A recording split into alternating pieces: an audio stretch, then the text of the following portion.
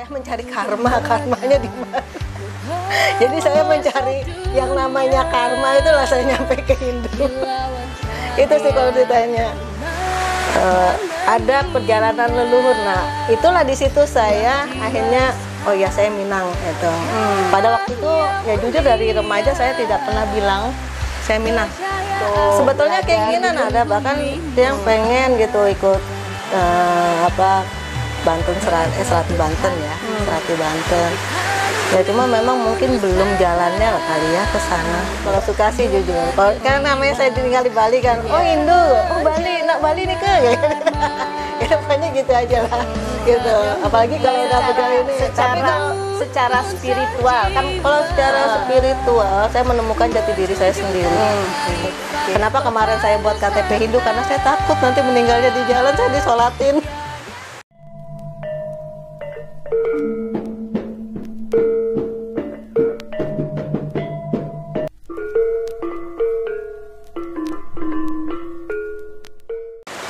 Om Swastiastu, Om Awignamastu Namo Sidam, Om Namo Siwa Budaya.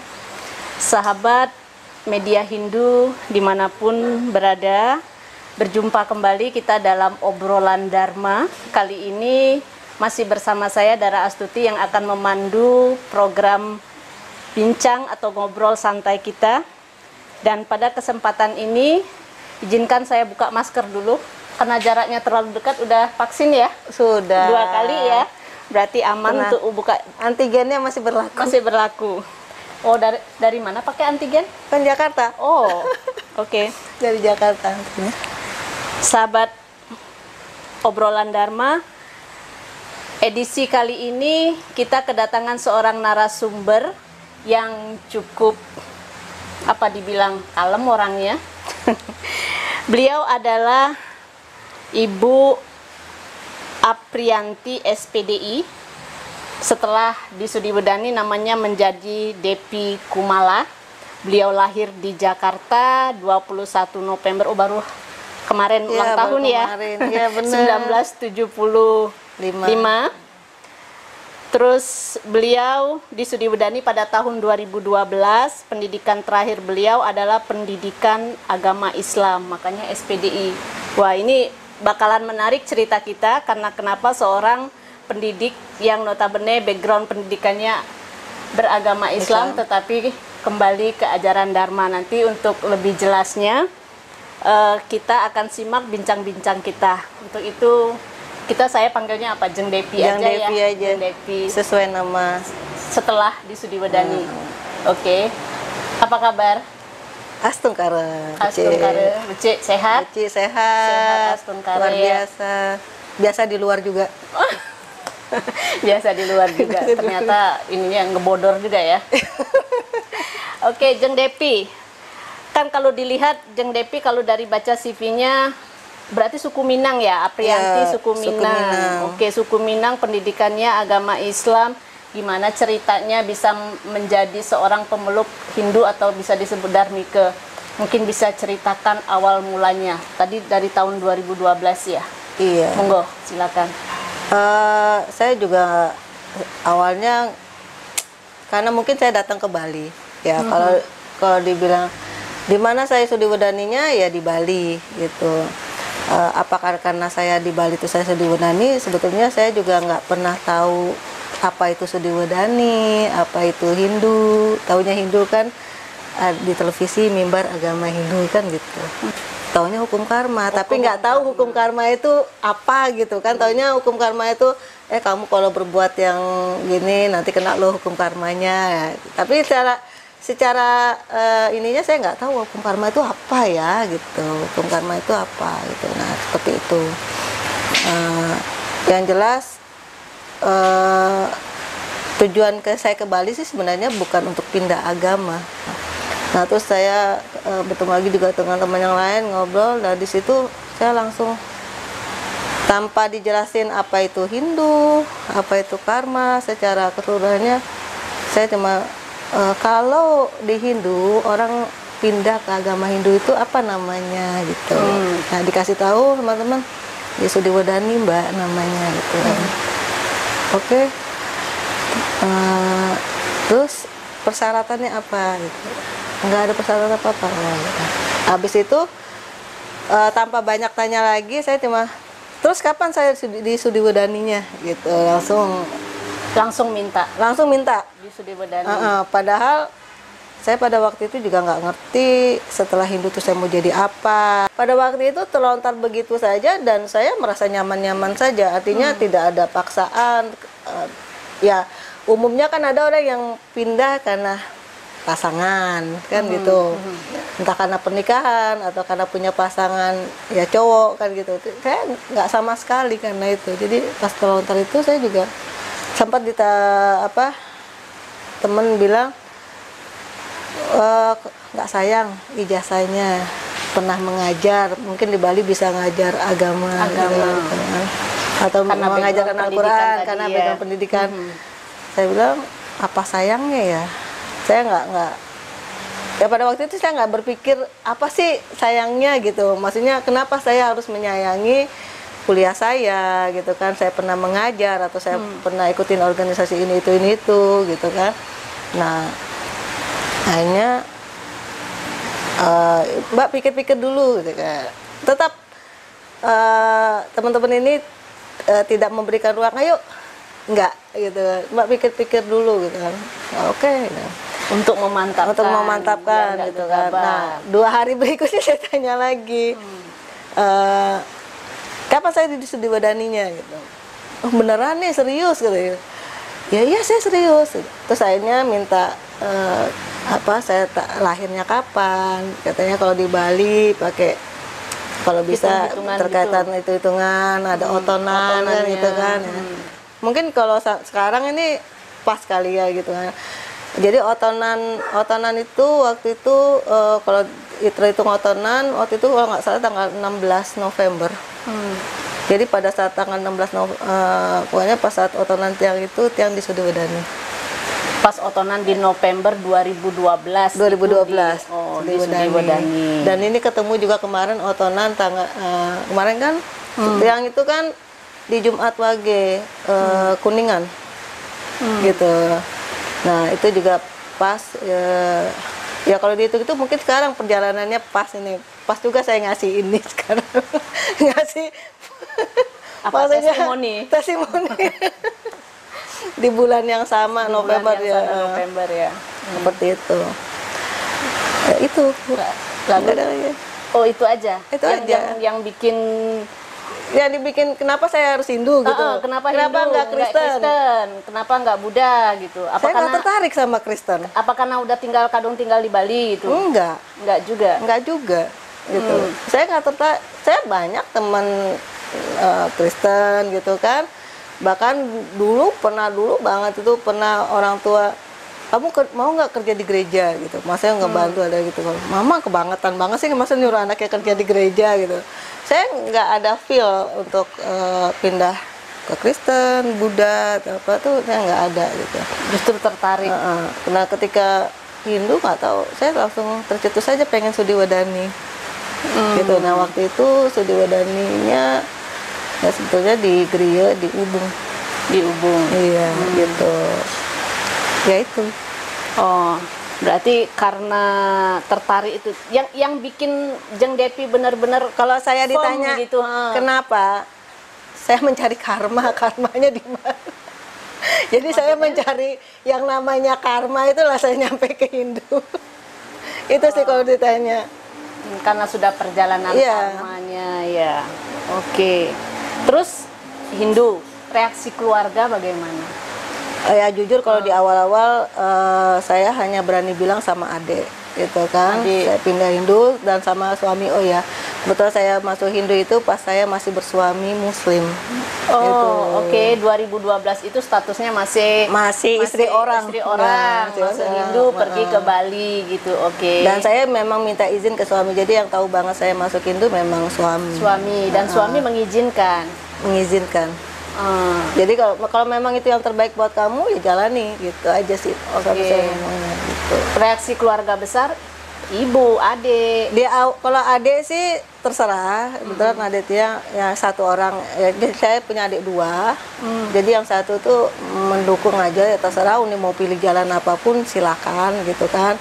Tapi untuk sementara kalau bisa jangan dikasih tahu mama dulu gitu. Makanya di awal saya tidak kasih tahu mama untuk ini. Tapi sekarang sudah tahu. Sudah, ya sengkaranya orang tua udah tahu gitu kan, dan ya mendukungnya sih tetap ya ada doa-doa semoga mendapat hidayah kembali. Semoga mendapat hidayah. Saya sampai buat bercandaan sama mama, ya mungkin Mbak Hidayahnya lagi kemana gitu mah, jadi belum sempat singgah lagi ke saya. Entah kapan gitu ya.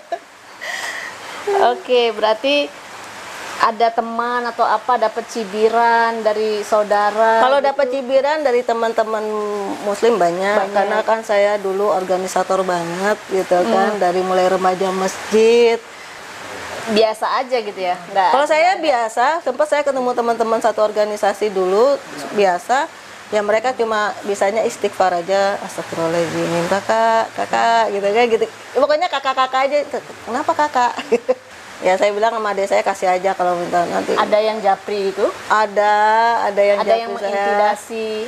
Ya kalau mengintimidasi sih enggak ya, cuma mereka menyayangkan aja. Kakak Nasihatin kenapa kali ya. Kakak kenapa pindah itu dulu. Ya jujur aja dulu saya paling banyak menjilbabin orang. Kembali lagi karma ya.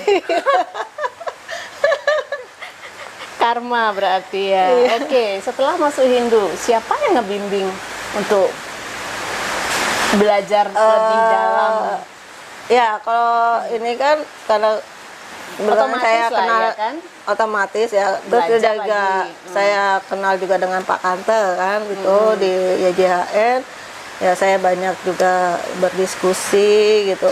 Terus juga saya banyak berdiskusi sama teman-teman yang lain, walaupun dulu banyak sih saya dikasih buku-buku Hindu sampai buku pembuatan Banten sampai apapun gitu, karena memang ya ini sih sebenarnya saya merasa di usia saya 40 tahun pada waktu itu ada satu hal yang harus saya kerjakan gitu, yang harus saya lakukan, kayak merasa tugas gitu kan. Banyak tuh teman-teman Hindu yang ayo ke pura aja, ngaya di pura. Tapi kok saya nggak, sampai sekarang nggak nyampe di pura gitu kan. Nah disitulah akhirnya saya, oh berarti saya Hindu itu bukan notabene Hindu, artinya cuma sekedar ngejalanin ritual gitu kan. Artinya harus ke pura, harus begini, tapi ada perjalanan leluhur. Nah itulah di situ saya akhirnya, oh ya saya Minang itu. Pada waktu itu ya jujur dari remaja saya tidak pernah bilang saya Minang. Oh, kenapa?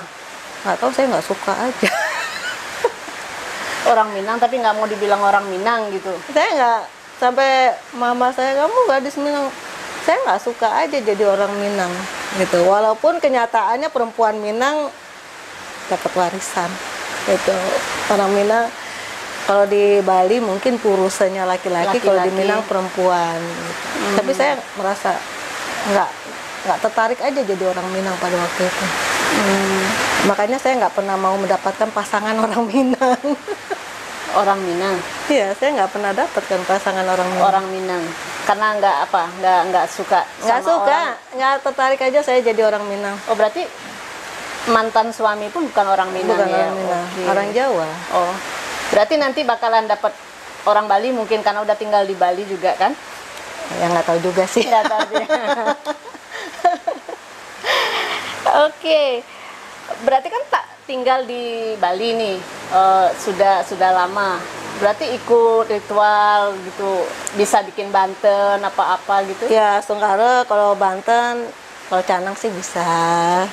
Kalau Pejati ya masih bisa, kalau yang lain nggak bisa. Oh, belum, tidak ada keinginan untuk sebetulnya belajar keinginan gitu? ada, bahkan yang pengen gitu ikut Banten Serati Banten ya, Serati Banten. Ya cuma memang mungkin belum jalannya kali ya ke sana. Gitu. Berarti kesibukannya sekarang apa? Untuk Kesibukannya kebetulan saya terapis di bidang akupuntur. Jadi ya saya tusuk-tusuk orang aja supaya sehat gitu kan. Terus sama ya konseling, mungkin karena saya dulunya guru dan lebih banyak belajar tentang psikologi, ya di situ saya memberikan banyak kan orang yang depresi ya. depresi, bimbingan berarti. Ya jadi kenapa saya begini, kenapa saya gini, itu ya saya arahkan secara psikolog aja sih gitu. Oh, berarti istilahnya psikolog swasta nih, Iya, tidak berizin ya. Tidak berizin dan juga tidak bergelar. Tidak berizin dan tidak bergerak, tapi banyak ininya, pasiennya banyak. Astungkara ada aja ya. Astungkara. Oke, berarti kalau mau menghubungin Jeng Devi gimana caranya? Kalau ya saya punya Facebook tuh Jeng Devi Kumala. oh, oke. Oke, setelah masuk Hindu, terus keinginan, harapan apa Jeng Devi yang Kalau keinginan gini, ya jujur aja banyak saya melihat teman-teman kan banyak yang masuk Hindu itu ada yang karena pernikahan, karena lawan jenis kan gitu. Dan ketika pernikahannya bubar pula agamanya. Oke. Iya kan banyak ya, ada lah ya seperti itu. Tapi tidak semua. Tidak semua. Ya kalau saya sih harapan saya buat teman-teman yang sudah di Hindu atau mau masuk Hindu, ya dipertanyakan lagi masuk Hindunya itu karena apa? Karena hati nurani kah, atau karena seseorang kah, gitu kan? Atau karena sesuatu kah? Ada janji ini janji itu, gitu kan? Ya itu aja sih, karena jangan sampai kita kesannya mempermainkan agama, mempermainkan hati kita sendiri, mempermainkan keyakinannya sendiri. Itu sih harapannya. Dan ya harus lebih tahu lah sebenarnya diri itu sejatinya mau kemana gitu kan. Itu bukan hanya sekedar menjalankan agama saja. Oke. Setelah masuk Hindu pasti ada dong suka dukanya. Sukanya apa? Sukanya kalau suka sih jujur. Kan namanya saya tinggal di Bali kan. Oh Hindu, oh Bali, nak Bali nih ke. Gitu pokoknya gitu aja lah. Gitu. Apalagi kalau udah begini. Tapi kalau secara spiritual kan, kalau secara spiritual saya menemukan jati diri saya sendiri. Gitu. Jadi karena mungkin saya berawal dari Hindu yang bahasanya bahasa agama Hindu kan gitu. Itu saya menemukan jati diri saya sendiri, bahkan yaitu terkait saya punya nama dua, nama Afrianti di KTP dan nama Devi Kumala secara rohaninya. Ya saya menemukan siapa saya, jati diri saya, sehingga walaupun apapun yang terjadi, mau itu suka, mau nangis, mau apa, ya saya tetap berada di jalan saya sekarang. Nggak akan berubah. Artinya walaupun saya di Jakarta, walaupun saya di Padang, ya tetap saya menjalani yang keyakinan saya yang sekarang. Hindu. Oh, tadi Gitu. sukanya, dukanya sekarang? Dukanya pasti dong. Saya kan Hindu, tinggal di Bali. Trisandia nggak bisa-bisa.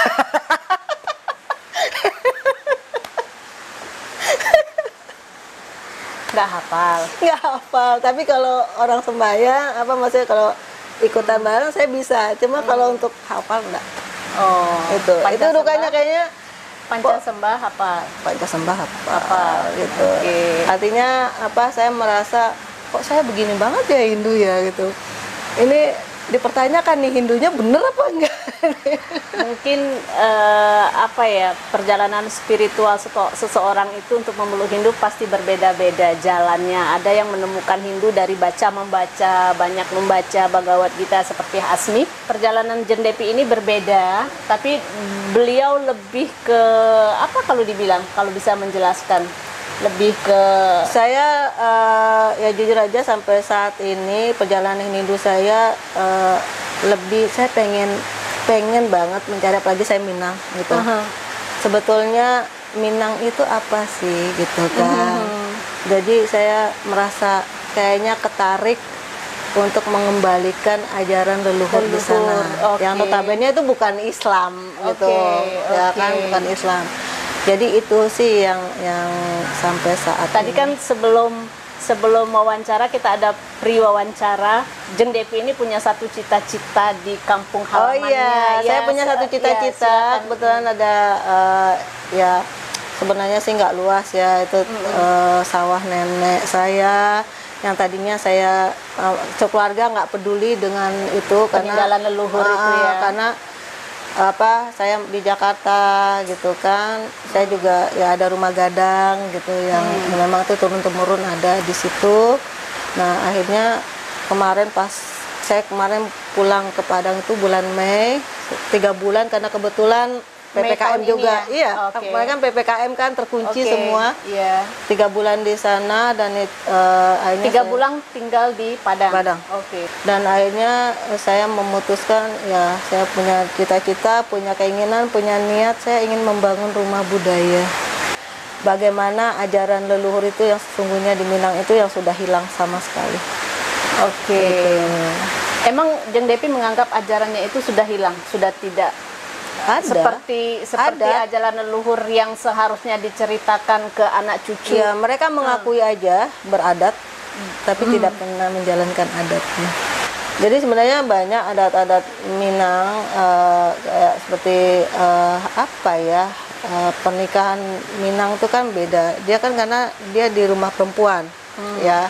Jadi laki-laki dibawa ke rumah perempuan gitu.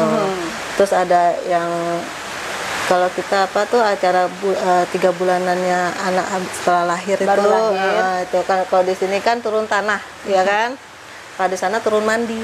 Oh, turun mandi. Jadi dibawa ke pemandian. Jadi dia kayak ada sumber mata air, gitu kan? Nah, dia dimandikan di situ. Sebenarnya kalau adat Bali 3 bulanan itu dimandikan juga anak saya. Saya ingatnya dulu 3 bulanan itu dimandiin juga, mungkin agak-agak sama gitu ya. Sebetulnya mungkin sama ya, cuma beda puruse kali ya. Kalau di sini purusenya laki-laki, di sana purusenya wanita. Iya, mungkin itu kita kembalikan lagi supaya tidak mengaburkan ya adat. Berarti itu. setelah ini kegiatan rutin adat yang 3 bulan tadi itu masih dilaksanakan di sana? Tidak? Ada yang masih menjalankan, tapi lebih banyak dia pakai agama, artinya pakai pola Islam ya, ya pengajian gitu kan, terus cukur rambut dikit, gitu, terus tapi tetap potong rambut gitu kan, ya tetap potong rambut, tapi kan kikah modelnya akikah ya. gitu. Seperti itu.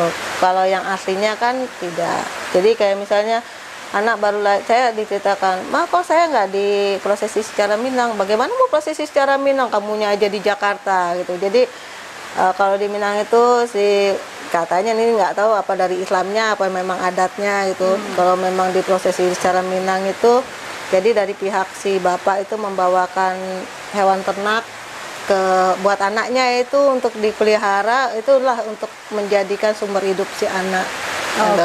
Dan itu harus dari keluarga bapak. Nah kalau di Jakarta gimana, kamu memang mau bawain kambing dari Padang ke Jakarta bawa-bawa gitu kan? Teman-teman sekalian, ya saya ini memang orangnya mungkin keras kepala, kaku, saklek gitu kan. Jadi kalau udah maunya saya ya maunya saya itu. Tapi saya memang sudah buat komitmen di diri saya sendiri, dan itu udah saya sampaikan ke orang tua, ke adik-adik, pokoknya keluarga kecil saya lah ya, adik-adik, orang tua. Kalau saya keluarga inti, kalau sampai saya meninggal duluan gitu kan, yang notabene meninggalnya di Bali ataupun dimanapun juga, jangan saya diprosesi secara muslim, walaupun keluarga besar saya muslim gitu. Atau kalau misalnya di Bali, jangan saya ditarik pulang untuk diprosesi atau diislamkan kembali untuk diprosesi secara muslim. Kenapa kemarin saya buat KTP Hindu? Karena saya takut nanti meninggalnya di jalan saya disolatin. Berarti udah ada pesan seperti wasiat gitu kepada Iya, keluarga gitu dan ya. kalaupun misalnya mama saya meninggal atau ada keluarga inti saya meninggal atau musibah lah ya, gitu. Kalau memang saya tidak diizinkan untuk entah mandikan, entah ikut dalam prosesinya, ya sudah. Atau bahkan saya tidak boleh datang, gitu ya. Apalagi ini saya sudah memberanikan diri untuk diwawancara ini kan berarti bisa Sudah jadi siap. udah siap saya Ya, untuk oke. mungkin ya kalau ada keluarga yang tahu, keluarga besar ya gitu. Jadi saya siap untuk tidak datang, bahkan memenuhi apa yang mereka mau. Yang penting tidak memenuhi apa yang mereka inginkan kalau saya harus kembali ke Muslim. Tapi mendoakan tetap Kalau harus mendoakan sebagai tetap. seorang anak, kalau keluarga meninggal atau apa tetap Iya. harus didoakan yang Ya, terbaik. tapi semoga Walaupun masih diizinkan. iya perjalanan. Oke. Ada lagi yang ingin disampaikan? Ya, yang jelas apapun pilihan kita, apapun resikonya itu kita harus terima, harus kita jalani. Ya, jangan karena kita mungkin tersudut atau terpojok terus kita menerima tawaran yang itu malah justru membuat kita akan hancur. Oke. Oke, ini sebagai bentuk apresiasi Terima dari kasih, media matur Hindu suksana. kepada Jeng Depi Kumala. Ini penting banget ini untuk nambah supaya apa yang belum hafal tadi bisa hafal. Buku kumpulan doa-doa Hindu. Yang kedua adalah Saya Beragama Hindu. Nih, nanti dibaca ya. Ini bagus banget ini isinya. Di sini semua sebenarnya Oh ya. dasar-dasarnya. Terus ini adalah Bhagavad Gita mengajarkan apa. Jadi kalau orang yang suka baca Bhagavad Gita atau semua yang belum tahu sebenarnya apa sih inti pelajaran Bhagavad Gita, ini ada di sini. Terus Hindu menjawab nih. Ini pertanyaan-pertanyaan yang dirangkum dari majalah media Hindu, ini dirangkum jadi satu buku. Banyak yang nanya umpamanya Hindu itu seperti apa, kenapa menyembah berhala, kenapa begini begitu, ini semua di sini Hindu menjawab. Jadi ini semua bekal supaya Jeng Depi tetap kokoh. Jadi pemirsa, nanti sekali lagi saya ucapkan kalau seandainya pingin punya semua buku-buku ini bisa menghubungin Pak Putu Swarsana sekali lagi di 081293670079. Terima kasih. Terima kasih.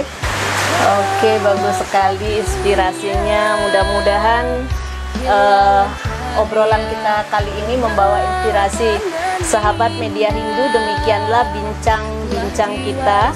Tadi mungkin bisa saya garis bawain bahwa karena pilihan masuk Hindu itu adalah karena pilihan sendiri, jadi harus setia sampai mati.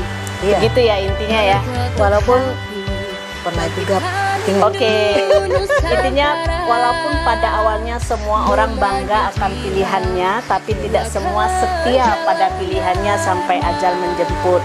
Semoga Jeng Depi tetap teguh dan banyak lagi belajar sehingga setia atau satya kalau dalam bahasa Inggris pada pilihannya. Dan bagi saudara-saudara pemirsa yang ingin memiliki buku-buku media Hindu, nanti bisa menghubungin Bapak Putu Swarsana di 081293670079. Jadi demikianlah, semoga berkenan. Kami tutup dengan Paramasanti. Om Santi Santi Santi Om.